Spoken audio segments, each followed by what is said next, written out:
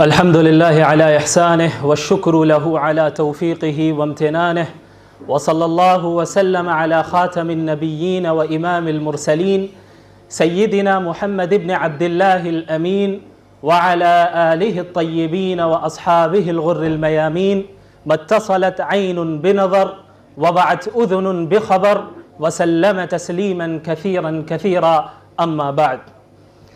फ़अऊज़ु बिल्लाहि मिनश शैतानिर रजीम बिस्मिल्लाहिर रहमानिर रहीम व इन ततवल्लव यस्तब्दिल कौमन गैरकुम सुम्मा ला यकूनु अम्सालकुम। सदक़ल्लाहुल अज़ीम। इर्तिदाद और उसके असबाब। सबसे पहले ज़रूरी यह है कि हम इर्तिदाद के मतलब को समझें, एपोस्टेसी के मतलब को समझें। इर्तिदाद और एपोस्टेसी का मतलब है कि एक बंदे का अपने दीन को छोड़ देना। अब वो बंदा अपने दीन को छोड़कर चाहे किसी और दीन को इख्तियार कर ले, किसी और मजहब को इख्तियार कर ले, या ये कि वो तमाम मजाहिब का इनकार करके सिरे से खुदा का ही मुनकिर हो जाए, लेकिन वो अपने उस दीन को छोड़कर उस दीन के दायरे से बाहर निकल जाए, इस अमल को इर्तिदाद कहा जाता है और इस अमल को करने वाले को मुर्तद कहा जाता है। जैसा कि मुझसे पहले स्पीकर्स ने अल्हम्दुलिल्लाह इस बात की वजाहत की कि ये जो इर्तिदाद की लहर ना ये कि सिर्फ मुल्क हिंदुस्तान में बल्कि पूरी दुनिया में और खुसूसन अरब ममालिक में बड़ी तेज़ी के साथ फैल रही है, लिहाजा उस इर्तिदाद के नतीजे के तौर पर जो चीज़ें हमारे सामने आ रही हैं, मिसाल के तौर पर लिव इन रिलेशनशिप का अभी ज़िक्र हुआ और उस पर लंबी गुफ्तगू ही माशाल्लाह, और इस तरह जो कई ऐसे मसाइल हैं जो हम देख रहे हैं कि मुसलमान अपने दीन को तर्क कर रहे हैं, चाहे वो मसला हिजाब का मसला हो, वो मसला इस्लामी वज़ा क़ता का हो, वो मसला नमाज का हो, रोज़े का हो, ज़कात का हो, या वो मसला इस्लामिक सिस्टम का हो, वो मसला इस्लामिक शरिया लॉ का हो, किसी का भी वो मसला हो। हम ये देख रहे हैं कि आए दिन ऐसे अफराद नज़र आते हैं जो बज़ाहिर दिखने में मुसलमान हैं और जिनका दावा यह है कि वो मुसलमान हैं, लेकिन वही मुसलमान शख्स इस्लाम के ख़िलाफ़ बोल रहा है। ये क्यों हो रहा है? इसकी वजह जाहिर है ये इर्तिदाद है, लेकिन उस इर्तिदाद की वजह क्या है, उसका सबब क्या है, असल उस पर गुफ्तगू होने की ज़रूरत है। लिव इन रिलेशनशिप का मसला हो, हिजाब को तर्क करने का मसला हो, ये सारी चीज़ें असबाब नहीं हैं, ये नताइज हैं। लिहाजा नताइज से ज़्यादा असबाब पर गुफ्तगू होने की ज़रूरत है कि हम इसके पीछे जो असबाब हैं उनको समझें कि वो असबाब क्यों हैं और क्या वजह है कि लोग उस तरफ मायल हो रहे हैं। लेकिन इस पर गुफ्तगू करने से पहले मैं एक चीज़ की वजाहत करना चाहूँगा कि अभी मैंने एक आयत आपके सामने पढ़ी। अल्लाह रब्बुल आलमीन कुरान करीम में फरमाता है कि वइन ततवल्लव यस्तब्दिल कौमन गैरकुम सुम्मा ला यकूनु अम्सालकुम, कि देखो अगर तुम इस दीन से फिर गए, ये मुसलमानों से खिताब हो रहा है, वइन ततवल्लव, अगर तुम मुर्तद हो गए, तुमने इस दीन इस्लाम को तर्क कर दिया, तो ये ना समझना कि तुम इस्लाम को कुछ नुकसान पहुंचा रहे हो, ये ना समझना कि तुम अल्लाह का कोई नुकसान कर रहे हो, ये ना समझना कि तुम रसूलुल्लाह का कोई नुकसान कर रहे हो, और ना ही ये समझना कि तुम दीगर मुसलमानों का कोई नुकसान कर रहे हो। अल्लाह फरमा रहे हैं व इन ततवल्लव, अगर तुम इस दीन से फिर गए, यस्तब्दिल कौमन गैरकुम, अल्लाह तुम्हें हटाकर दूसरी कौम को खड़ा कर देगा जो अल्लाह के मानने वाले होंगे। वो ऐसे लोग होंगे जो अल्लाह की इताअत करेंगे, वो ऐसे लोग होंगे जो बातिल ताकतों पर अल्लाह के दीन को तरजीह देंगे और मुआशरे के नजरियात पर अल्लाह के दीन और रसूलुल्लाह की सुन्नत को तरजीह देंगे। और ऐसा ही हो रहा है। आज जो इर्तिदाद की लहर भी बड़ी तेजी के साथ है, ये प्यू रिसर्च सेंटर की रिपोर्ट है कि हर साल तकरीबन 1 लाख के करीब मुसलमान इस्लाम को तर्क कर रहे हैं। कितने? 1 लाख, और ये तादाद कम है। ये वो तादाद है जो रजिस्टर जिनके मुतालिक कर दिया गया कि फुला ने मजहब को बदला या फुला मुस्लिम से एथिस्ट हो गया, मुल्हिद हो गया। बाकी ऐसी एक बड़ी तादाद है जिनको लोग जानते भी नहीं कि शायद ये मुर्तद हो चुके हैं, लेकिन हकीकत में वो मुर्तद है। तो एक तरफ जहां ये इर्तिदाद की लहर है, दूसरी तरफ हम ये देख रहे हैं, वही प्यू रिसर्च सेंटर की रिपोर्ट बता रही है कि जितनी बड़ी तादाद में मुसलमान इस्लाम को छोड़ रहे हैं, उतनी ही बल्कि उससे ज्यादा बड़ी तादाद में गैर मुस्लिमीन इस्लाम में दाखिल हो रहे हैं। और इस तरह दाखिल हो रहे हैं कि वो सिर्फ मेरे और आपकी तरह नाम के मुसलमान नहीं है।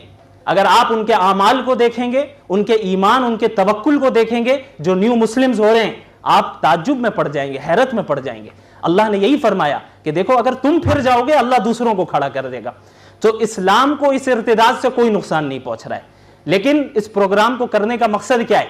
इस्लाम को तो नुकसान नहीं पहुंच रहा है, लेकिन हमें और आपको नुकसान जरूर पहुंचेगा कि ईमान जो है ये जन्नत में दुखूल के लिए शर्त है। इसके बगैर कोई जन्नत में दाखिल हो ही नहीं सकता। अगर कोई ईमान से हाथ धो बैठा है, दुनिया जितनी भी दुनिया कमा ले, कयामत के दिन वो जन्नत में दाखिल नहीं हो सकता। लिहाजा हमारा कोई मुसलमान भाई या हमारी कोई मुसलमान बहन शुकूक और शुबहात के वजह से, डाउट्स के वजह से अगर इस्लाम से दूर हो रही है तो वो अपना नुकसान कर रही है। कोई बंदा इस्लाम से दूर हो रहा है तो वो अपना नुकसान कर रहा है। तो अब हम बात करना चाहेंगे कि इस इर्तिदाद के असबाब क्या है, क्या वजह है।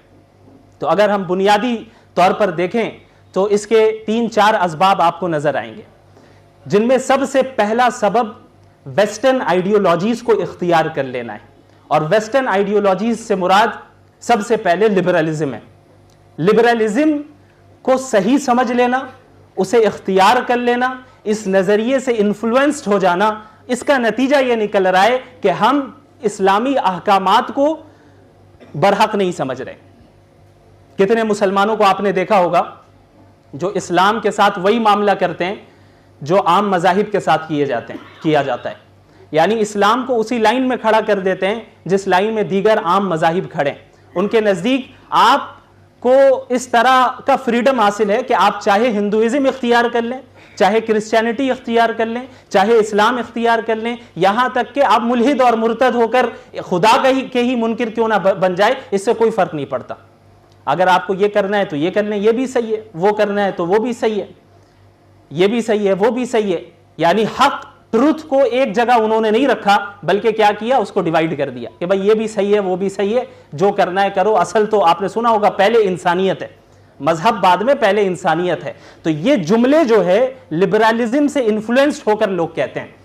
इस बात को सबसे पहले अपने जहन में बैठा लेना चाहिए कि ये जो दीन इस्लाम है ये वाहिद वो दीन है जो बरहक है। इसके अलावा जितने मजाहिब मौजूद हैं दुनिया में, जितने अदयान मौजूद हैं, यहां तक कि जितने सिविलाइजेशंस मौजूद हैं, जितने नजरियात मौजूद हैं इस्लाम के अलावा, वो सब बातिल है। और कोई भी शख्स उस वक्त तक कामयाब नहीं हो सकता जब तक कि वो दीन इस्लाम में दाखिल ना हो। इस बात को अपने जहन में अच्छे तरीके से बैठा लें। लिबरलिज्म क्या है? लिबरलिज्म को अगर मुख्तसर उसका तारुफ कराया जाए, वो है मुआशरे में, सोसाइटी में ज्यादा से ज्यादा फ्रीडम को आम करना और ज्यादा से ज्यादा इक्वालिटी को आम करना। अब यह सुनने में बहुत अच्छा लग रहा है, जाहिर है फ्रीडम कौन नहीं चाहता, इक्वालिटी कौन नहीं चाहता, लेकिन इन अल्फाज के पीछे जो इन हजरात का कॉन्सेप्ट होता है उसको समझने की जरूरत है। मसला कॉन्सेप्ट में है, अल्फाज में नहीं है। फ्रीडम इस्लाम भी देता है, इक्वालिटी बहुत हद तक इस्लाम, बहुत हद तक क्या इस्लाम सिखाता है, जो हकीकी इक्वालिटी है, जिसे सही माने में हम इक्वालिटी कहते हैं, उसे जो है इस्लाम सिखाता है। लेकिन मसला यह है कि जब हम इन अल्फाज को इस्तेमाल करते हैं कि मुआशरे में हर फर्द को इंडिविजुअल फ्रीडम मिलना चाहिए, मुआशरे में हर फर्द के साथ जो है हर एतबार से हर चीज में इक्वालिटी होनी चाहिए, तो इस कॉन्सेप्ट को समझने की जरूरत है कि प्रॉब्लम असल में कहां है। ये जो इंडिविजुअल फ्रीडम का नारा लगाते हैं, इस पर जो पिछला प्रोग्राम हुआ था, इस पर तफसील से गुफ्तगू हुई थी, उतनी डिटेल में मैं नहीं जाऊंगा, लेकिन मुख्तसरन मैं उसको बयान कर दूं कि ये जो लिबरलिज्म की इब्तिदा हुई है, ये रिएक्शन के तौर पे हुई है कि वेस्टर्न कंट्रीज में मजहब वालों की हुकूमत थी, और मजहब वालों से मुराद क्रिश्चियनिटी की हुकूमत थी। और वहां क्रिश्चियंस के जो प्रीस्ट थे, पादरी थे, और जो उनके आप कह लें स्कॉलर्स थे बाइबल के, उन्होंने पूरे मुआशरे में, वेस्टर्न कंट्रीज में और जहां भी उनकी हुकूमत थी, वहां पर लोगों पर बहुत जुल्म किया, और ऐसी ऐसी चीजों में भी उन्हें पाबंद कर दिया जो कि सही माने में इंसानी हुकूक के खिलाफ हैं। इस तरह की पाबंदियां उन पर लगाई गई, इस तरह उन पर जुल्म और ज्यादती की गई कि जिन्हें वो डार्क एजेस कहकर पुकारते हैं। तो उनके खिलाफ बगावत की इन लोगों ने, और इन लोगों ने यह समझ लिया कि चूंकि ये क्रिश्चियंस ऐसा कर रहे हैं, ये जो हाकिम है ये मजहबी लोग हैं, लिहाजा तमाम मजहब वाले ऐसे ही होते हैं, तमाम मजहब वाले ऐसे ही होते हैं, लिहाजा कामयाबी उसी वक्त होगी, फ्रीडम उसी वक्त मिलेगा, इक्वालिटी उसी वक्त होगी कि जब हम मजहब की हुकूमत को खत्म कर दें। इसीलिए जो सेक्युलरिज्म को नाफिज किया जाता है उसका कोर कॉन्सेप्ट क्या है? वो यही है कि हर एक मजहब पे अमल करे। हुकूमत कैसे चलेगी ये हमें कुरान नहीं बताएगा, हुकूमत कैसे चलेगी ये हमें तौरात इंजील से नहीं मालूम करना है, बल्कि हम खुद डिसाइड करेंगे कि हुकूमत कैसे चलेगी, हम खुद डिसाइड करेंगे कि क्या कवानीन बनाए जाएंगे। तो रिएक्शन के तौर पर लिबरलिज्म का वजूद हुआ और लिबरलिज्म में ये बातें लोगों के जहन में बैठाई गई कि भाई देखो इंडिविजुअल फ्रीडम असल चीज है। इंडिविजुअल फ्रीडम क्या है कि आप जो चाहते हैं वो करें, जो चीज आपकी ख्वाहिश में रुकावट बन रही है उस चीज को रास्ते से हटाइए। अगर आपका जी चाह रहा है, आपकी ख्वाहिश है कि आप निकाह से पहले जो है नाजायज ताल्लुकात रखें, ये आपकी ख्वाहिश है, आपका राइट है, you have the right to do that, no one can stop you, कोई नहीं रोक सकता आपको। ये अगर कोई मजहब रोक रहा है तो ये ह्यूमन राइट्स के खिलाफ हो रहा है, अगर कोई मजहब रोक रहा है तो ह्यूमन राइट्स के खिलाफ हो रहा है। अगर आप चाहते हैं कि आप इस्लाम को छोड़कर, मुसलमानों को छोड़कर किसी और मजहब के लोगों के साथ शादी करें तो यह भी आपका इख्तियार, यह फ्रीडम आपको मिलना चाहिए, बिल्कुल इख्तियार होना चाहिए, यह है इंडिविजुअल फ्रीडम। अच्छा, जब इसका नारा लगाया गया तो इनके अंदर ही आप हिपोक्रेसी देखेंगे, इनकी मुनाफकत देखेंगे कि नारा तो यह लगाया गया कि हम आपको मजहब की पाबंदियों से निकालकर बिल्कुल आजादी की तरफ ले जा रहे हैं, लेकिन हकीकत क्या है, एक पाबंदी से लेकर उससे बदतरीन पाबंदी में ले जा रहे हैं। हकीकत यह है, कोई, जैसा कि मौलाना ने भी फरमाया था अभी, कि इस दुनिया में कोई भी आजाद नहीं है, कोई भी आजाद नहीं है, हर शख्स कवानीन का पाबंद है, चाहे किसी मजहब से ताल्लुक रखने वाला हो या नहीं रखने वाला हो। ये जो फ्रीडम फ्रीडम कहते हैं कि भाई एक लड़की की, एक मर्द की ख्वाहिश है कि वो गर्लफ्रेंड रखे, बॉयफ्रेंड रखे, उसकी इजाजत होनी चाहिए, मुआशरा कौन होता है रोकने वाला? क्यों? उसका फ्रीडम है, उसकी ख्वाहिश हो रही है। लेकिन अगर आप और हम कोई ऐसी ख्वाहिश करें जो उनके हुकूमती कवानीन के खिलाफ हो तो फिर वहां पे इंडिविजुअल फ्रीडम नजर नहीं आता, बल्कि वो उसकी मुखालफत करते हैं और कोई उस वक्त फ्रीडम और इक्वालिटी का नारा नहीं लगाएंगे। तो मालूम चलता है इन्हें देखकर और इनके नजरियात को पढ़कर समझकर कि मकसद सिर्फ दीन से बेजार करना है, मकसद कोई आजादी दिलाना नहीं है, बल्कि मजहब की पाबंदियों से निकालकर, इस्लाम की पाबंदियों से निकालकर अपने बातिल पाबंदियों में जकड़ना यह असल मकसद है। और पूरी दुनिया में अभी यही हो रहा है। इसी लिबरलिज्म के ज़िम्न में फेमिनिज्म का भी वजूद हुआ। फेमिनिज्म क्या है? विमेन एम्पावरमेंट, नाम बड़ा अच्छा है। जेंडर इक्वालिटी, बहुत अच्छी बात है कि जेंडर की बुनियाद पर डिस्क्रिमिनेशन नहीं होना चाहिए। उन्हें यह बता दिया गया कि देखो सच यह है और सही बात यह है कि मर्द और औरत में किसी भी चीज में फर्क नहीं होना चाहिए, हर चीज में बराबरी होनी चाहिए। जब आपको हर चीज में बराबरी मिल रही है तभी आप कामयाबी और आजादी की तरफ औरतें बढ़ रही हैं। अगर हर चीज में आजादी नहीं मिल रही है और हर चीज में मर्दों को जो करने मिल रहा है वो औरत को करने नहीं मिल रहा है तो यह डिस्क्रिमिनेशन है। तो यह उसूल बैठा दिया गया। एजुकेशन सिस्टम जो हमारा है, जिसमें हमारे बच्चियां पढ़ती हैं 10-12 साल, वो इसी सिस्टम के तहत गुजर के उस एजुकेशन को हासिल करती हैं और उनका जहन वैसा बन जाता है और खुद ब खुद एतराजात जहन में आने लगते हैं कि भाई ये मर्द तलाक दे सकता है तो औरत क्यों नहीं दे सकती, हिजाब औरत ही क्यों पहने, मर्द क्यों नहीं पहनेगा, जन्नत में हूरें सिर्फ मर्द को मिलेगी, औरतों को क्यों नहीं मिलेगी। ये एतराजात क्यों आते हैं? क्योंकि आपने इस स्टैंडर्ड को सही तस्लीम कर लिया है कि मर्द और औरत के दरमियान हर चीज में इक्वालिटी होनी चाहिए। ये आपने तस्लीम किया है पहले, तो सवाल इस उसूल पर होगा, बात इस उसूल पे होगी, बात इस पे नहीं होगी मर्द हिजाब क्यों नहीं पहने, बात इस पे होगी कि पहले आप जेंडर इक्वालिटी को साबित करके दिखाएं। फितरत ने जेंडर इक्वालिटी नहीं रखी है, वो किस तरीके से? इस बात को याद रखिए, इस्लाम जेंडर इक्वालिटी का कायल नहीं है, इस्लाम जेंडर जस्टिस का कायल है, जेंडर जस्टिस का कायल है। या दूसरे अल्फाज में आप ये कहें कि इस्लाम हर उस इक्वालिटी का कायल है जिसमें जस्टिस हो, जिसमें अदलो इंसाफ हो, लेकिन जिस इक्वालिटी में अदल इंसाफ हो उस इक्वालिटी को इस्लाम रिजेक्ट करता है। और यह जेंडर इक्वालिटी जो वेस्ट ने पेश किया है, जो हमारी बच्चियों, बहनों और माओं के जहन में बैठा दिया गया है, यह जेंडर इक्वालिटी ऐसी है जिसमें जस्टिस नहीं है, जिसमें अदल इंसाफ नहीं है। वो कैसे नहीं है, अब इसे समझिए। आप फितरी तौर पे देखें और हर इंसान ये समझ सकता है कि फिजिकली और साइकोलॉजिकली मेन एंड वुमेन में कितने डिफरेंसेस हैं। ये मैं नहीं कह रहा, ये तो मैं ऐसा कहूंगा तो शायद जो लोग इन्फ्लुएंस्ड है लिबरलिज्म से वो कहेंगे हवाई फायरिंग कर रहे हैं, इसलिए मैं आपके सामने तमाम ये रिपोर्ट्स लेकर आया हूं आज। ये वो रिपोर्ट्स हैं, उन रिसर्च सेंटर्स की रिपोर्ट्स हैं जो मुसलमानों के रिसर्च सेंटर्स नहीं है, ये गैर मुस्लिमों के रिसर्च सेंटर्स हैं। ये वो रिसर्च सेंटर्स हैं जो वेस्ट में है, मशरिक में नहीं है। इन्होंने बयान किया, और ये एक साइकोलॉजिस्ट हैं पॉल इरविंग के नाम से, ये यूनिवर्सिटी ऑफ मैनचेस्टर जो कि यूनाइटेड किंगडम की यूनिवर्सिटी है, वहां के वो रिसर्चर हैं, रिसर्च स्कॉलर हैं। उनकी रिसर्च है और उन्होंने पूरी तफसील बयान की कि एक मर्द और एक औरत के दरमियान फिजिकली और साइकोलॉजिकली कितने डिफरेंसेस पाए जाते हैं। इतने डिफरेंसेस उन्होंने गिनाए, यहां तक कि इतना कह दिया उन्होंने, इतना यह भी कह दिया कि आप यह समझ लें कि नफ्सियाती एतबार से psychologically men and women are different species, दोनों अलग अलग स्पीशी हैं, यानी अलग अलग अनवा हैं। इतनी बड़ी बात उन्होंने कही है। तो इस्लाम अदलो इंसाफ पर मबनी इक्वालिटी का तो कायल है। तो इस्लामी अहकामात जो हैं, अब जो एतराजात उमूमन होते हैं कि भाई मर्द कमाने के लिए जा रहा है, औरत भी कमाएगी, हम घर का निज़ाम क्यों संभाले, घर का निज़ाम हम संभालेंगे तो हम गुलाम हैं, हम पाबंद हैं, हम कैद हैं।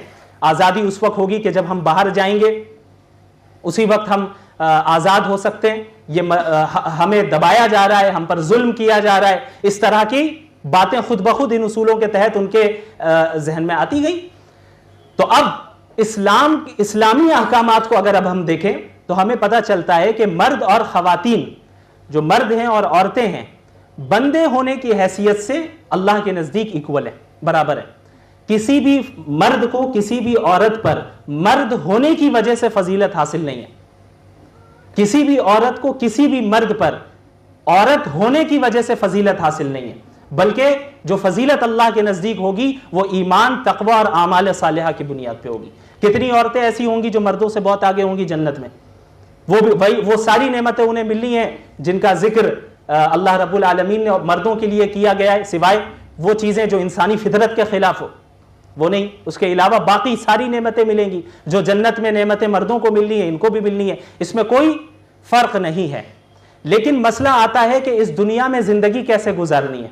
इस दुनिया में ज़िंदगी हमें इस ज़िंदगी में हमारा रोल क्या होगा, हमारा दायरा कार क्या होगा।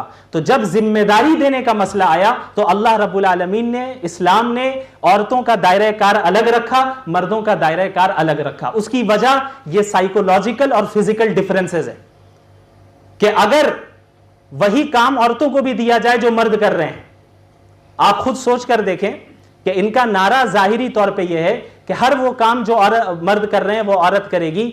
तो बाज चीजें ऐसी हैं जो नेचुरली औरत ही कर सकती है। विलादत का मसला हो वो औरत ही कर सकती है, बच्चों को फीड करने का मसला हो ये औरत ही कर सकती है, मर्द तो नहीं कर सकता। कुदरत ने, नेचर ने, अल्लाह ने नेचर को बनाया ही ऐसा है कि फिजिकली, इमोशनली, साइकोलॉजिकली दोनों के दरमियान डिफरेंसेस पाए जाते हैं। अब आप देखें ये जो जेंडर इक्वालिटी के नाम पर इनके यहाँ जो बेरहरवी आई है कि जो वेस्टर्न सोसाइटी को आप देखेंगे तो आपको मालूम होगा कि उनकी औरतें भी जाहिर है बाहर जाती हैं, कमाती हैं, ये भी जाते हैं, कमाते हैं। हिजाब नहीं पहनेंगे ये तो जुल्म है, हिजाब नहीं पहनेंगे। तो अब उसका नतीजा क्या निकल रहा है वेस्टर्न कंट्रीज में, इसको समझने की जरूरत है कि हम जो कहते हैं वेस्ट इतना तरक्की कर रहा है, मगरिब की बड़ी तरक्की हो रही है, कोई तरक्की नहीं हो रही है। उनकी क्या तरक्की हो रही है ये अभी बताता हूं मैं। यूरोपियन कंट्रीज में 40% बच्चे ऐसे जिनकी विलादत हो रही है, 40% ऐसे हैं जो आउटसाइड मैरिज पैदा हो रहे हैं, निकाह किए बगैर लिव इन रिलेशनशिप में रहकर बच्चे पैदा हो रहे हैं। जितनी भी विलादत हो रही है उसका 40%, ये मामूली तादाद नहीं है, 40%। अच्छा, अब एक लिबरल ये कह सकता है कि भाई इस पे क्या हरज है, उनकी मर्जी है, वो चाहें वो पैदा करें। अब क्या हरज है ये अब आगे पता चलेगा। अब ये जो 40% बच्चे पैदा हो रहे हैं, इनमें 80% केसेस में ऐसा होता है कि जो औरतें होती हैं वही अकेले तरबियत करती हैं। 80% केसेस में मर्द छोड़कर चला जाता है। और ये रिपोर्ट बता रही है कि यूएसए में, सिर्फ यूएसए में, बाकी दीगर कंट्रीज की बात नहीं कर रहा, सिर्फ यूएसए में हर 4 बच्चे में से एक बच्चा ऐसा होता है जिसकी तरबियत सिर्फ एक मां कर रही होती है। बाप छोड़ के जा चुका है, शादी तो की नहीं, निकाह का तो कोई वादा किया नहीं था, इंडिविजुअल फ्रीडम है, सिर्फ सेक्सुअल डिजायर को पूरा करना था। अब जब बच्चे पैदा हुए तो वो छोड़कर चला गया, हम क्यों लेकर जाएं? तो तुम्हें इक्वालिटी चाहिए, अब कमाओ और करो, तुम परवरिश भी तुम ही करो। इसके अलावा आप ऐसे देखेंगे कि 80% जो मैंने बताया कि जो औरतें हैं जो अकेले तरबियत कर रही हैं, उनमें से 27 to 28% औरतें ऐसी हैं जो मेंटली जो है बीमारियों का शिकार हो जाती हैं, मेंटल डिसेबिलिटी का शिकार हो जाती हैं। अब आप खुद सोचें, एक औरत जिससे वो काम भी करवाया जा रहा है जो सिर्फ औरतों का है, और वो काम भी इक्वालिटी के नाम पे करवाया जा रहा है जो मर्दों का है, कि तुम्हें पैदा भी तुम्हें ही करना है, रज़ात भी तुम्हें ही करना है, और फिर उसकी तरबियत और उसकी परवरिश भी तुम्हें ही करना है, और कामयाब तो उसी वक्त होगी जब बाहर निकल के कमाओगी। जाओ बाहर निकलो, कमा के भी लेके आओ। तो ये क्या अदलो इंसाफ है? ये कैसी इक्वालिटी है? सवाल है कि ये कैसी इक्वालिटी है? और ये सिर्फ माओ तक ही महदूद नहीं है, वो 40% जो बच्चे पैदा हो रहे हैं जिनका कोई बाप नहीं है, उनके मुतालिक साइकोलॉजिकल रिपोर्ट्स ये बयान कर रही हैं कि वो भी मेंटली जो है डिसेबल हो जाते हैं। वो इस तरीके से कि एक मॉडर्न साइकोलॉजिकल रिपोर्ट के तहत ये पता चल रहा है कि जिन बच्चों को ये नहीं मालूम होता है कि उनके बाप कौन है, वो अपनी आइडेंटिटी को बरकरार नहीं रख पाते हैं, वो एहसास कमतरी का शिकार होते हैं। अच्छा, ये तो हुआ मसला इसका बर्थ का। निकाह तो बहुत कम, 40% आप समझे ऐसे ही पैदा हो रहे हैं, तो निकाह कितने हो रहे होंगे? और अब जो शादी हो भी रही है, उस शादी, जितनी भी शादियां हो रही हैं, उनमें 71% शादियों का नतीजा यह निकलता है कि डिवोर्स हो जाती है, तलाक। ये 10 कंट्रीज के नाम है जिनमें सबसे ज्यादा पूरी दुनिया में तलाकें होती हैं। सारे यूरोपियन कंट्रीज हैं, सारे वेस्टर्न कंट्रीज हैं। नंबर 1 पे बेल्जियम है, आखिर में यूएसए है, आखिर में लास्ट में मालूम है कितने % तलाकें होती हैं? 53% लास्ट। अब आप इसका अंदाजा लगाएं कि सूरत हाल इतनी खराब हो गई है वेस्टर्न दुनिया की कि अब वहां पर गवर्नमेंट की तरफ से बेनिफिट्स दिए जा रहे हैं। यूएसए में ये बेनिफिट है, जो शादी करेगा 7 टैक्स बेनिफिट्स उन्हें हम देंगे, क्योंकि वो समझ गए कि भाई अब तक जो हमने लिबर्टी का नारा लगाया है, इंडिविजुअल फ्रीडम का जो नारा लगाया है, जेंडर इक्वालिटी का जो नारा लगाया है, उसका नतीजा तो हो रहा है कि जो बच्चे पैदा हो भी रहे हैं वो भी बगैर बाप के, बाप मुराद ये कि पता ही नहीं कौन है बाप, और बच्चे पैदा होने की तादाद बहुत कम हो गई। क्यों? एबॉर्शन करवा रहे हैं। और बच्चे पैदा करने की क्या जरूरत है? वो हमारी मर्जी, हम जब चाहेंगे, माई बॉडी मेरी मर्जी, मेरा जिस्म मेरी मर्जी, आपने सुना होगा। तो ये वेस्टर्न कंट्रीज में जो फर्टिलिटी रेट है कि किसी भी कौम की नस्ल को बाकी रखने के लिए जितनी पैदाइश की जरूरत होती है, वेस्टर्न कंट्रीज में वो रेट भी डाउन हो चुका है। तो अब गवर्नमेंट को अब समझ में आ रहा है कि भाई हमने जो इतने नारे लगाए हैं लिबरलिज्म के, इसका नतीजा तो ये निकल रहा है। तो अब 7 टैक्स बेनिफिट्स दिए जा रहे हैं उन कपल्स को जो शादी कर रहे हैं कोर्ट में जाकर। ये अमेरिका में, यूके में 230 यूरो हर साल दिया जाएगा ऐसे लोगों को जो शादी कर रहे हैं। ये इनकरेज किया जा रहा है कि शादी करें। ये मामला हुआ। अच्छा, ये सारी चीजें जो अब तक हमने बयान की, ये तो वो है जो आपसी कंसेंट से हो रहा है, आपसी रजामंदी से हो रही हैं ये सारी चीजें। अब इसके अलावा वो मुआशरा जहां पे हिजाब उतार दिया गया, हिजाब पहनने की जरूरत नहीं है, और ये कहा जाता है कि भाई वो जो औरत अगर बगैर हिजाब के है, उसके जिस्म को देखकर कुछ होता नहीं है, वो तो आपकी गंदी सोच है, वो आपकी गंदी नजर है जो आप लोग कह रहे हैं कि भाई गलत ख्यालात आते हैं, झूठ बोलते हैं। साइकोलॉजिकल रिपोर्ट कुछ और बता रही है। साइकोलॉजिकल रिपोर्ट यह बता रही है कि एक मर्द अगर किसी भी अजनबी औरत को देखता है तो उसके दिमाग पर वैसा ही असर पड़ता है जैसे एक खाने, फूड और ड्रग्स के जरिए पड़ता है। ये मेरी रिपोर्ट नहीं है, साइकोलॉजिकल रिपोर्ट है। अल्लाह ने क्यों फरमाया कुल लिल मुमिनीन यगुद्दू मिन अबसारिहिम, मुमिनीन से कहो कि अपनी नजरों को नीचे रखें, औरतों से कहो कि वो भी नजरें नीची रखें और हिजाब पहने। और ये जो कहते हैं कि भाई कोई इससे कुछ नुकसान नहीं होता है, देखने में क्या है, वो दिल साफ होना चाहिए। एक और रिपोर्ट ये बता रही है कि जिन एडवर्टाइजमेंट में प्रोडक्ट के साथ औरत को खड़ा किया जाता है वो प्रोडक्ट सबसे ज्यादा बिकता है। अब आप देख लें, अगर देखने से कोई फर्क नहीं होता तो जिन एडवर्टाइजमेंट में आप नीम बरहना औरतों को खड़ा करते हैं, किसी मर्द को रखे औरत ही क्यों रहेगी? आप भी जानते हैं कि लोग देखकर अट्रैक्ट होकर उस प्रोडक्ट की तरफ करीब जाएंगे और उस प्रोडक्ट को खरीदेंगे। तो ये कहना कि हिजाब से जो है ये जुल्म हो रहा है और हिजाब हटाने से फायदा है, अच्छा अब ये जब हिजाब हटा उनके मुआशरे से, उन्होंने नजरों की पाबंदियां हटा दी, इस्लाम की पाबंदियां, दीन की पाबंदियां हटा दी, तो अब ऐसा नहीं है कि ये जो मैंने बुराइयां बयान की हैं तो अभी सिर्फ कंसेंट वाले मामलात के, रजामंदी वाले मामलात के, अब मामलात आते हैं क्राइम्स के, रेप केसेस सबसे ज्यादा पूरी दुनिया में कहीं है वो यूएसए में, जहां जाने के लिए हम दुआएं करते हैं तहज्जुद में बेटे का वीजा लग जाए, वहां पर सबसे ज्यादा रेप केसेस है। वेस्टर्न कंट्रीज या आपके सामने मौजूद है, इंडिया भी माशाल्लाह तीसरे ही नंबर पे, ज्यादा पीछे नहीं रहते हम लोग। तो ये जो है सारे आपको वेस्टर्न कंट्रीज मिलेंगे जहां पे सबसे ज्यादा रेप केसेस होते हैं। वो औरतें जिनको ये कहा गया हिजाब उतारो तभी तुम्हारी डिग्निटी जाहिर होगी, यानी तभी तुम्हें डिग्निटी हासिल होगी, तभी तुम्हें फ्रीडम हासिल होगा, उन्हें बाहर लाया गया कमाओ ताकि मेन के साथ कंपीट करो। इस्लाम ने क्या किया है, मर्द और औरत को मुकाबला नहीं करवाया आपस में, बल्कि यह बताया कि एक गाड़ी के दोनों पहिए हैं, एक मर्द है एक औरत है, दोनों मिलकर मुआशरा चलाएंगे। इन्होंने क्या किया है, मर्दों और औरतों के दरमियान कंपटीशन करवाया हर चीज में, कि मर्द अगर इधर 50% है या 55% है, तुम्हें भी उसी लेवल पे आना है, बराबर करना है, 50-50 करवाओ, कंपटीशन कराया जा रहा है। यूके में सबसे ज्यादा, USA, UK, Brazil, France, Mexico, India, ये वो कंट्रीज है जहां पे सबसे ज्यादा रेप केसेस होते हैं। उसके अलावा आप अरब ममालिक को देख लें, मैं ये नहीं कह रहा कि कोई अरब कंट्री इस वक्त सही माने में 100% किसी ने इस्लामी हुकूमत नाफिज कर दिया है, जितना भी किया है उसी के फायदे देख लें। अरब कंट्रीज में आ जाएं, रिपोर्ट ये बता रही है कि सऊदी अरेबिया में क्राइम रेट वेस्टर्न कंट्रीज के मुकाबले में 100 गुना कम है, 2 गुना 3 गुना नहीं, 100 गुना कम। क्यों? वहां पे हिजाब है, वहां पर इस्लामी कवानीन है, वहां पे शरिया लॉ है, वहां पे उस तरह की मिक्स गैदरिंग नहीं है। तो इस्लामी अहकामात के जो फवायद हैं वो तो हमें रिपोर्ट से ही पता चल रहे हैं। वो रिपोर्ट्स, वो साइंटिफिक उसूल जिन्हें आपने खुदा बनाकर रखा है, हम उस स्टैंडर्ड पे उतर के बात कर रहे हैं।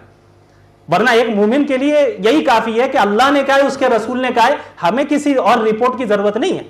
एक शराब हराम है तो हराम है, अब आप सामने लाके कहिए साइंटिफिक इतने फवायद हैं, एक घूंट पीने पे आपको इतना इतना फायदा मिलेगा, कहते रहिए, मैं तो नहीं पीऊंगा, मेरे लिए इसलिए वो हराम है चूंकि अल्लाह ने कहा है। साइंटिफिक बेनिफिट्स आ जाए या उसके नुकसानात आ जाए, मुझे कोई फर्क नहीं पड़ता, लेकिन इन लिबरल्स को समझाने की जरूरत है, या उन लोगों को समझाने की जरूरत है जो लिबरलिज्म से इन्फ्लुएंस्ड हो चुके हैं, जो फेमिनिज्म से इन्फ्लुएंस्ड है, उनके लिए तो यही रिपोर्ट्स काम आएंगी, यही उनका इलाज है।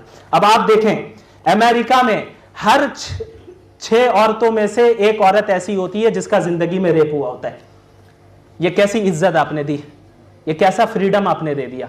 यानी एक तरफ नारे भी औरतों ही से लगवाते हैं फ्रीडम और इक्वालिटी के, और फिर उस फ्रीडम का वबाल भी औरतें ही उठा रही हैं। हर 6 औरतों में से 1 औरत ऐसी हैं जिनको रेप केस का सामना करना पड़ता है। उसके अलावा वो औरतें यूरोपियन कंट्रीज में जो बाहर जाकर काम करती हैं, किसी कंपनी में काम कर रही हैं, जॉब कर रही हैं या कुछ कर रही हैं, यूरोपियन कंट्रीज में उन काम करने वाली औरतों में से 81% औरतें ऐसी हैं जिनको काम के दौरान जो है सेक्सुअल हैरेसमेंट का शिकार होना पड़ा। यह है आजादी लिबरलिज्म की। अच्छा, ये तो है सारी भाई बाहर जाकर काम किया और उसके बाद ये सारी चीजें हो रही हैं, लेकिन जब काम करके थक हार के घर पे वापस आती हैं तो अब भी यूरोपियन कंट्रीज में औरतों में 79% औरतें घर का काम खुद ही करती हैं। इससे पता चल रहा है कि 79% औरतें ही घर का काम करती हैं यूरोप में आज भी। यानी बाहर का काम भी आपने कराया और घर का काम भी मुस्तकिल आप करवा रहे हैं, और उन्हें सेक्सुअली हैरेसमेंट का भी शिकार किया जा रहा है। यह कहा जाता है कि आजादी उस वक्त है कि जब आप बाहर निकले और सैकड़ों लोगों की खिदमत करें, आप अपनी फितरत की निगाह से सोचें, फितरत की निगाह से देखें कि एक औरत बाहर जाकर दसियों अजनबी मर्द की खिदमत कर रही है, किसी की वो प्राइवेट सेक्रेटरी बन रही है, किसी सुपरमार्केट में सेल्स गर्ल बन रही है, किसी प्रोडक्ट की मार्केटिंग में आधे कपड़े पहन के उसे खड़ा होना पड़ रहा है। तो ये गुलामी है या एक औरत जो अपनी इज्जत को महफूज रखकर अपने घर में एक मर्द की खिदमत कर रही है और अपने बच्चों की तरबियत कर रही है? आजादी क्या है, गुलामी क्या है? खुद तय कीजिए, नारों पे ना जाइएगा। शराब की बोतल पे कोई जमजम लिख दे तो वो जमजम नहीं होता, वो चीज शराबी रहेगी। इसके अलावा वो औरतें जो हिजाब नहीं पहनती हैं, यूरोपियन कंट्रीज की औरतों में एक साइकोलॉजिकल बीमारी ये पैदा हो रही है, the pressure to look good is killing women. ये रिपोर्ट बयान कर रही है क्या कि भाई जब आपने हिजाब नहीं पहना तो जाहिर है 10 लोग देखेंगे। तो अब औरतों के अंदर ये चीज आ रही कि हम अच्छा दिखें। कैसे अच्छा दिखें? अभी बाहर जाना है, लोग मुझे देखेंगे, मर्द भी देखेंगे, हिजाब तो पहना नहीं है। जो हिजाब पहन के उसे तो कोई टेंशन नहीं, वो तो सिर्फ अपने शौहर के सामने जीनत इख्तियार करती है, उसे इसकी फिक्र ही नहीं है, टेंशन ही नहीं है कि भाई 10 लोगों को अपना मुखड़ा दिखाना है, इसकी तो फिक्र नहीं है। लेकिन जो नहीं पहनती है उनके अंदर ये एक साइकोलॉजिकल प्रॉब्लम पैदा होती जा रही है कि the pressure to look good, अच्छे दिखने का प्रेशर। और अच्छे दिखने का प्रेशर इतना ज्यादा बढ़ गया है वेस्टर्न कंट्रीज में कि बाज औरतों ने डिप्रेशन में आ चुकी हैं और उस डिप्रेशन के नतीजे में सुसाइड किया। यह है हिजाब हटाने का नतीजा, यह है हिजाब को अपोज करने का नतीजा। इसी तरह इन कंट्रीज में जो नौजवान हैं उनके यहां एंजाइटी एंड डिप्रेशन बढ़ते जा रहे हैं, इनके यहां सुसाइड रेट बढ़ता जा रहा है, सेक्सुअल डिजीजेस बढ़ते जा रहे हैं। हर साल 20 मिलियन, सिर्फ यूएसए में 20 मिलियन अफराद ऐसे हैं जो सेक्सुअल डिजीज में मुब्तला हो जाते हैं, क्योंकि कई लोगों के साथ सेक्सुअल रिलेशन कायम कर रहे हैं, फ्रीडम मिला है उन्हें, आजादी मिली है उन्हें। तो उसका नतीजा क्या हो रहा है? 20 मिलियन हर साल सेक्सुअल डिजीजेस में मुब्तला हो रहे हैं और $16 बिलियन यूएसए की हुकूमत को हर साल इन डिजीजेस को खत्म करने में लगाना पड़ता है। यह है नतीजा वेस्टर्न सिविलाइजेशन का। इसके अलावा सुसाइड रेट यहां पे बढ़ता चला जा रहा है। सबसे ज्यादा अगर कहीं पे सुसाइड करने वाले लोग हैं वो कंट्रीज हैं जहां पे ज्यादा मुल्हिद हैं, एथिस्ट हैं, खुदा का इनकार करने वाले हैं, लिबरल्स हैं, वो सबसे ज्यादा कर रहे हैं। और अल्हम्दुलिल्लाह सबसे कम सुसाइड रेट मुसलमानों में, किसी और मजहब में नहीं है। क्यों? हमारे पास तवक्कुल का अकीदा है, हमारे पास अकीदा है ये हमारा कि इस दुनिया में जो तकलीफ है वो आजमाइश के लिए। हम अल्लाह की इताअत करते हैं, हम किसी और की इताअत नहीं करते, हम किसी और की गुलामी नहीं करते, हम अल्लाह ही की गुलामी करते हैं। तो ये सारी रिसर्च रिपोर्ट्स आपके सामने मौजूद हैं। अब आप बताइए वेस्ट तरक्की कर रहा है या कि इन्हितात में? वेस्ट कोई तरक्की नहीं कर रहा है। यह मुआशरा बनाया है उन्होंने कि अपने लोगों को बिल्कुल मौत के गड्ढे में उतार दिया है। बिल्कुल यही सूरत हाल इस वक्त चल रही है वहां पे। अच्छा, अब वो लोग चूंकि आगे है, उनके यहां जो चीजें हो जाती है 50 साल बाद पहले के बाद यहां पे आती हैं, तो हम लोगों को अभी समझना होगा कि हम किस नक्शे कदम पे चल रहे हैं। कि एक मोमिन तो वो है जो अल्लाह की इताअत करता है, उसे इसकी फिक्र नहीं है कि भाई मेरी ख्वाहिश क्या हो रही है। अफराअयत मन इत्तखज़ इलाहहु हवा, आपने ऐसे शख्स को देखा? क्या आपने ऐसे शख्स को देखा जिसने अपनी ख्वाहिश को ही अपना खुदा बना लिया है, जिसने अपनी ख्वाहिश को ही अपना खुदा बना लिया है? तो इस दुनिया में ना किसी को, चाहे वेस्टर्न कंट्री में हो या किसी में हो, किसी को मुकम्मल आजादी नहीं हासिल है। इसी तरह इस्लाम में आजादी तो है, लेकिन उस आजादी की भी लिमिटेशन है, और वो लिमिटेशन इंसान नहीं तय करता, वो लिमिटेशन अल्लाह रब्बुल आलमीन तय करते हैं।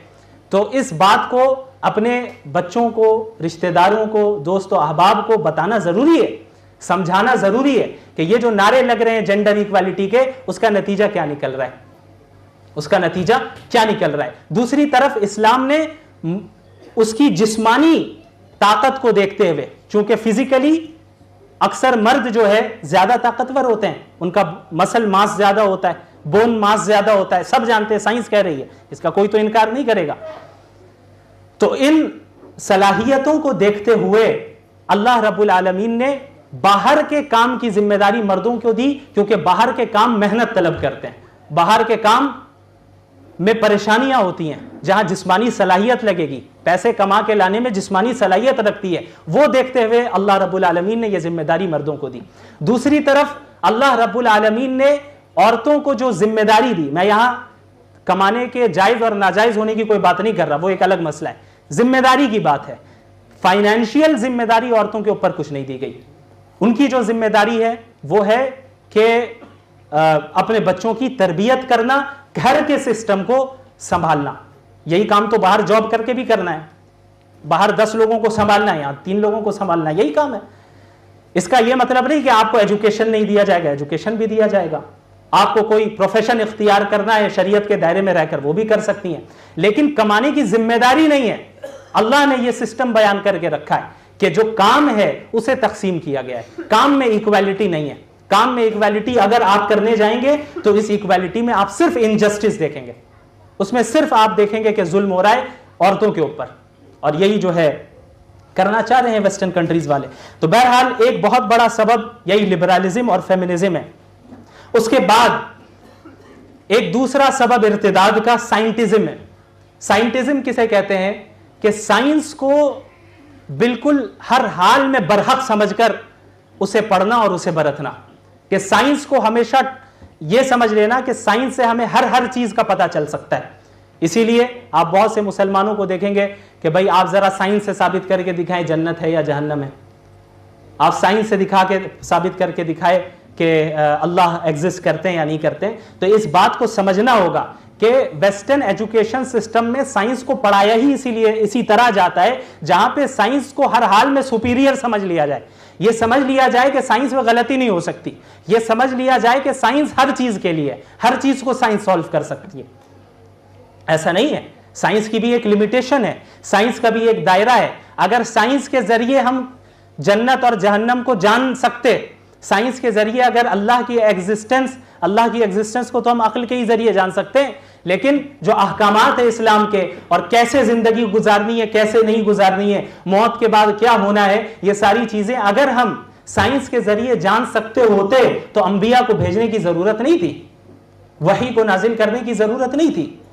अल्लाह छोड़ देता कि भाई चलो इतनी सलाहियत दे दी, खुद तहकीक करते जाए, जन्नत जहन्नम पाले, लेकिन ऐसा नहीं हुआ। साइंस की एक लिमिटेशन है, उस लिमिटेशन से बाहर आप जाएंगे तो फिर काम नहीं चलेगा। वहां पे आपको दूसरी चीज की जरूरत पड़ेगी जो वही और रेविलेशन है। और इस दुनिया में अपने रोजमर्रा की जिंदगी में हम यही करते हैं, हम यही करते हैं। अगर कोई आपके पास कोई खबर पहुंच रही है, आपने अपने दादा परदादा को तो नहीं देखा, दादा को देखा होगा, परदादा को तो नहीं देखा होगा, तो चूंकि हमने नहीं देखा है तो हम क्या इनकार कर देंगे हमारे कोई परदादा था ही नहीं? हमारी अक्ल बता रही है हम यहां पर है तो इसका मतलब हमारे परदादा होंगे तभी हमें। तो साइंस के अलावा लॉजिक भी हमारे पास है, अक्ल के जरिए हम अल्लाह के एग्जिस्टेंस को समझ सकते हैं।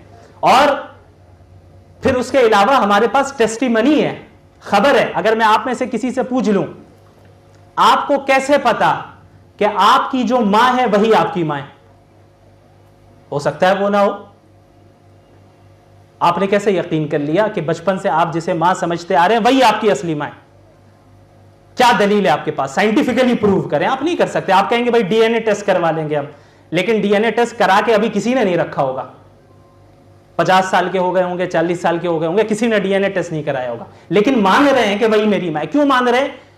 क्योंकि किसी चीज को मानने के लिए सिर्फ देखना जरूरी नहीं है, बल्कि टेस्टिमनी और खबरें, खबर जिसे हम कहते हैं, टेस्टिमनी जिसे हम कहते हैं, बचपन से हमारे पास ऑथेंटिक टेस्टिमनीज मौजूद हैं, हमारे बाप की, हमारे रिश्तेदारों की, हमारे बड़े भाई बहन की, कि यही मेरी मां है। तो वो टेस्टिमनी काफी है किसी ट्रुथ को एक्सेप्ट करने के लिए।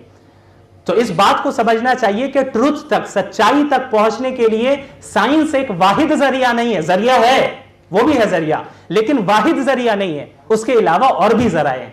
तो साइंस को हमेशा एज अ टूल हमें पढ़ना चाहिए। साइंस पढ़ने से मना नहीं है, लेकिन साइंस को एज अ टूल हमें पढ़ना है कि यह अल्लाह की नेमत है, इस्तेमाल करना है। लेकिन साइंस को अगर हमने किताब और सुन्नत के ऊपर रख लिया, साइंस को खुदा तस्लीम कर लिया, तो यही है साइंटिज्म। और इसमें मुब्तला होकर बहुत से लोग इर्तिदाद का शिकार होते हैं। और इसी साइंटिज्म के जिम्न में डार्विनियन एवोल्यूशन का मसला आता है, ह्यूमन एवोल्यूशन, कि हम सब एक सेल थे, जितने जानदार हैं, उसकी डिटेल में मैं नहीं जाऊंगा अभी, जितने जानदार हैं, कुत्ते हो, बिल्ली हो, चिंपैंजी हो, बंदर हो, हम हो, सब एक सेल थे, वहीं से इवॉल्व होते रहे, अलग अलग शाखें बनती रहीं। तो एक शाख में जो है चिंपैंजीज चले गए, दूसरे शाख में हम आ गए। यानी हमारे चचेरे भाई, हमारे नहीं उनके होंगे, हमारे तो अल्हम्दुलिल्लाह हजरत आदम हमारे अब्बा हैं, तो हमें तो नहीं चाहिए। तो वो जो उनके चचेरे भाई हैं वो हो गए एप्स, वो हो गए चिंपैंजीज। और ये मत समझिएगा कि ये कोई मजाक है, बल्कि इसको एज अ फैक्ट पूरी दुनिया में पढ़ाया जाता है। अगर वेस्टर्न कंट्री में आपने अगर ये इनकार किया कि डार्विनियन एवोल्यूशन गलत है, आपको जाहिल समझा जाएगा। हालांकि इस बात को पूरी दुनिया से छुपाया गया कि डार्विनियन एवोल्यूशन का इनकार करने वाले खुद साइंसदान मौजूद हैं। तमाम साइंसदानों ने कभी इत्तेफाक नहीं किया। अच्छा, डार्विनियन एवोल्यूशन को इतना इस फरोग क्यों दिया गया? उसकी वजह यह है कि अगर आपने डार्विनियन एवोल्यूशन को एक्सेप्ट कर लिया कि हम इवॉल्व होकर अलग एक स्पीशी से अलग स्पीशी में मुंतकिल हुए, यहां तक कि आज हम होमो सेपियंस बन चुके हैं, तो इसका जाहिरी नतीजा यह निकलेगा कि आपको तमाम मजहबों का इनकार करना होगा। क्यों? इस्लाम बताता है कि हम इवॉल्व नहीं हुए, अल्लाह ने हजरत आदम को पैदा किया। हमारे पास हजरत आदम और हव्वा का पूरा किस्सा वाकया मौजूद है जो कि डार्विनियन एवोल्यूशन से टकराता है। अगर आपने डार्विनियन एवोल्यूशन को एक्सेप्ट कर लिया, इसका नतीजा यह निकला कि यह गलत है, और कुरान की एक चीज गलत हो गई, इसका मतलब पूरा कुरान गलत है, हमारा दावा टूट गया। तो इसकी पूरी कोशिश की गई, यह फ्रॉड किया गया है पूरी दुनिया में कि किस तरीके से डार्विनियन एवोल्यूशन को एज अ फैक्ट पढ़ाया जाए। आज भी आपके बच्चों के स्कूलों में एज अ फैक्ट पढ़ाते हैं। आपको नहीं पता होगा, आपको पहली बार आपने सुना होगा आप में से बहुत ने कि डार्विनियन एवोल्यूशन क्या है, लेकिन आपके बच्चे जानते हैं, कभी बैठ के पूछ लीजिएगा कि स्कूल में क्या पढ़ाया गया।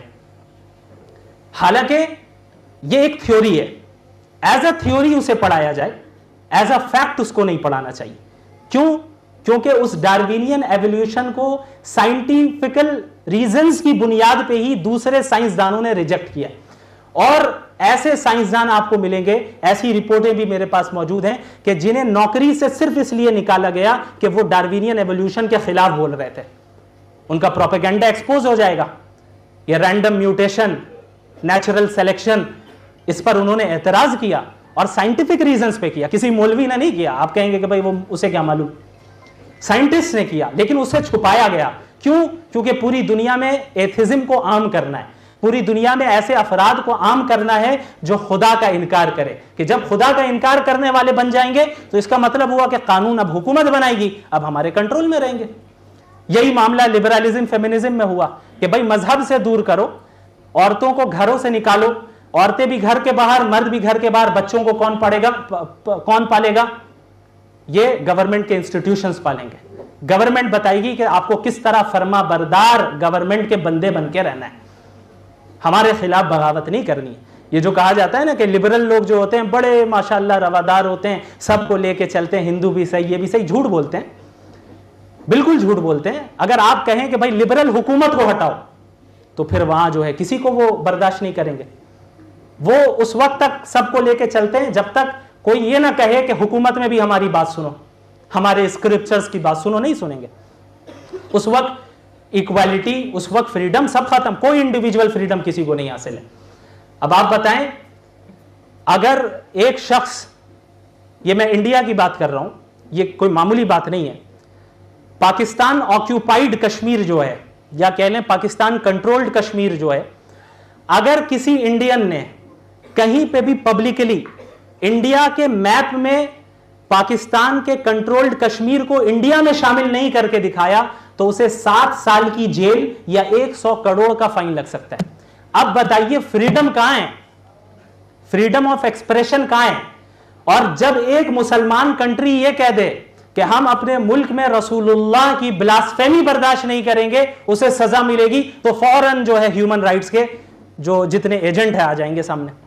ह्यूमन राइट्स के खिलाफ हो रहा है, फ्रीडम ऑफ एक्सप्रेशन नहीं मिल रहा है, फ्रीडम जो है आज़ादी इजहार यानी राय की जो आज़ादी होनी चाहिए वो नहीं मिल रही है पूरी दुनिया में। अभी ईरान में क्या हो रहा है, किस तरीके से हिजाब को टारगेट किया जा रहा है एक वाकये की वजह से, सिर्फ एक वाकये की वजह से। अब वो वाकया वल्लाहु आलम हम नहीं जानते कि ईरानी हुकूमत ने मारा है उस लड़की को या नहीं मारा है। वेस्टर्न मीडिया कह रहा है कि मारा है, ईरानी मीडिया कह रहा है नहीं मारा है, तो हमें तो मीडिया पे यकीन ही नहीं है, किसी मीडिया पे नहीं यकीन। तो उसके साथ क्या हुआ हम नहीं जानते। अगर मारा है तो गलत किया है, हम उसे कंडेम करते हैं, लेकिन उस अमल के रिएक्शन में प्रोटेस्ट उस एक्शन के खिलाफ होना चाहिए या हिजाब के खिलाफ होना चाहिए? एक्शन के खिलाफ होना चाहिए। पुलिस के खिलाफ प्रोटेस्ट होता। मिसाल के तौर पे आज हमारे मुल्क में अगर कोई टैक्स नहीं दे रहा है, हुकूमत पुलिस भेजती है और जबरदस्ती टैक्स वसूल करवाती है, और जबरदस्ती करने में वो पुलिस उसे मारती है और वो मर जाता है, तो अब हम प्रोटेस्ट पुलिस के खिलाफ करेंगे या टैक्स के कानून के खिलाफ करेंगे? प्रोटेस्ट पुलिस के खिलाफ होगी कि भाई टैक्स है ठीक है, लेकिन कानून ये तरीका नहीं है वसूल करने का। तो यही मामला जब हिजाब का हुआ तो प्रोटेस्ट उस अमल, उस एक्शन या उस पुलिस के खिलाफ होनी चाहिए थी जिन्होंने ये ज्यादती की है, ना कि हिजाब के कानून के खिलाफ। क्योंकि आप कॉन्स्टिट्यूशन से बगावत कर रहे हैं। हमें क्या इजाजत मिलेगी कॉन्स्टिट्यूशन से बगावत करने की? हमें एंटी नेशनलिस्ट, टेररिस्ट कहकर अंदर कर दिया जाएगा सिर्फ कह देने पे। लोग तो खिलाफत की बात करने से भी डरते हैं। इस्लामी कंट्री में सारे लिबरल मैदान में आके कॉन्स्टिट्यूशन के खिलाफ बगावत कर रहे हैं। अगर उनके साथ थोड़ी सख्ती हो रही है तो कह रहे ह्यूमन राइट्स के खिलाफ हो रहा है। इजराइल ने फिलिस्तीन में कितनों को मारा, वो ह्यूमन राइट्स के खिलाफ नहीं हो रहा है, दोस्ती हो रही है। तो ये हिपोक्रेसी है, ये डबल स्टैंडर्ड है, ये वेस्ट का दोगलापन है जो सबके सामने जाहिर हो चुका है। और इसमें बिल्कुल भी जो मुबतला हो रहा है वो नावाकिफ है, वो हिस्ट्री से नावाकिफ है, वो प्रेजेंट जनरल नॉलेज से नावाकिफ है, हर एतबार से वो नावाकिफ है। तो ये जो दूसरा सबसे अहम है जरिया, वजह इर्तिदाद की, वो है साइंटिज्म, साइंस को खुदा तस्लीम करके पढ़ना। नंबर 3 जो आखिरी वजह है उसको इसकी वजाहत करके मैं बात मुकम्मल करूंगा। यह भी एक बहुत बुनियादी वजह है, वो है मेंटल ट्रॉमा। कई ऐसे एथीस्ट को या मुर्तद को देखा गया है जिन्होंने दीन को सिर्फ इसलिए छोड़ा क्योंकि उनकी जिंदगी में वो किसी ट्रॉमा से गुजरे। मिसाल के तौर पे फुला जगह शादी नहीं हुई, हमने अल्लाह से इतनी दुआ मांगी, फुला जगह शादी नहीं हुई, लिहाजा इसका मतलब अल्लाह नहीं है, हम दीन को छोड़ देंगे। मेरे साथ जिंदगी में इतना जुल्म हुआ, अल्लाह ने मेरे बाप को ले लिया, बेटी को ले लिया, बच्चे को ले लिया, और मुझ पे फुला ने जो है इतने हमले किए और मुझ पे जुल्म हुआ, अल्लाह ने मेरी मदद नहीं की, नहीं सुनी, लिहाजा अल्लाह नहीं है। यह है मेंटल ट्रॉमा। ट्रॉमा से गुजर कर यह नतीजा हो रहा है। इसी तरह सोशल मीडिया में कई ऐसी आपको एथीस्ट औरतें नजर आएंगी जिन्होंने इस्लाम सिर्फ इसलिए छोड़ा क्योंकि वो एक ट्रॉमा से गुजरी कि उनके शौहरों ने उनको बहुत उनके साथ डोमेस्टिक वायलेंस किया, मारा पीटा, जो कि इस्लाम बिल्कुल इसकी इजाजत नहीं देता है, हराम है, नाजायज है। उस मेंटल ट्रॉमा से का नतीजा ये निकला कि वो इस्लाम से मुर्तद हो गई, फिर गई। तो इस बात को भी जहन में समझने की जरूरत है कि इस दुनिया में मुसीबत अगर आ रही है तो वो मुसीबत, और फौरन अगर आपको लगता है कि आप जिस तरह चाह रहे हैं कि अल्लाह की मदद आनी चाहिए वैसी मदद नहीं आ रही है, तो इसका यह मतलब नहीं है कि अल्लाह मौजूद नहीं है, बल्कि आप इस जिंदगी के कॉन्सेप्ट को समझिए। हमारा अकीदा है कि हम इस जिंदगी में इम्तिहान दे रहे हैं और इम्तिहान मुख्तलिफ आजमाइशें आएंगी। रसूलुल्लाह सल्लल्लाहु अलैहि वसल्लम से ज्यादा तकलीफें किसको मिली? सबसे ज्यादा आपको तकलीफ पहुंचाई गई, लेकिन सबसे ज्यादा फरमा बरदार बंदे और मुत्तकी बंदे अल्लाह के नबी थे। क्योंकि दुनिया में जो तकलीफ एक मोमिन को आती है वो ये नहीं कि अल्लाह ने साथ छोड़ा, बल्कि अल्लाह आजमाता है कि इस दुनिया में आजमाइश ही चल रही है कि असल नतीजा तो आखिरत में निकलना है। ये एग्जामिनेशन हॉल में हमें यहां पर जितनी तकलीफें आई उस पर सब्र करना है और अल्लाह से मदद मांगते रहना है। अल्लाह की मदद मुख्तलिफ तरीकों से आती है। ये नहीं कि दुआ मांगा हमने तो फौरन अल्लाह की मदद आसमान से नाजिल हो जाए, हजरत जिब्रील आपके लिए मदद लेके आए, ऐसा नहीं होता। इस तरह काम नहीं चलता, बल्कि अल्लाह की मदद करने के तरीके भी मुख्तलिफ होते हैं। अल्लाह मुख्तलिफ अंदाज में दुआओं को कबूल करता है। तो अगर इन चीज़ों को हम अपने जहन में रखें और इस बात को समझ लें कि बातिल ताकतों के सामने हम अपने ईमान से सहारा लेंगे और ईमान को थामे रखेंगे, अल्लाह उसके रसूल की सुन्नत को और अल्लाह के अहकामात को थामे रखेंगे, तो इंशाअल्लाह ताला कोई बातिल ताकत हमें कोई नुकसान नहीं पहुंचा सकती। और वेस्ट का जो भूत हमारे ऊपर सवार है, लिबरलिज्म, फेमिनिज्म, इंडिविजुअल फ्री, उसके नताइज हमने बता दिए। अल्लाह रब्बुल आलमीन हम सब को इन बातों पर अमल करने की तौफीक अता फरमाए। व आखिरु दावाना अनिल हम्दुलिल्लाहि रब्बिल आलमीन।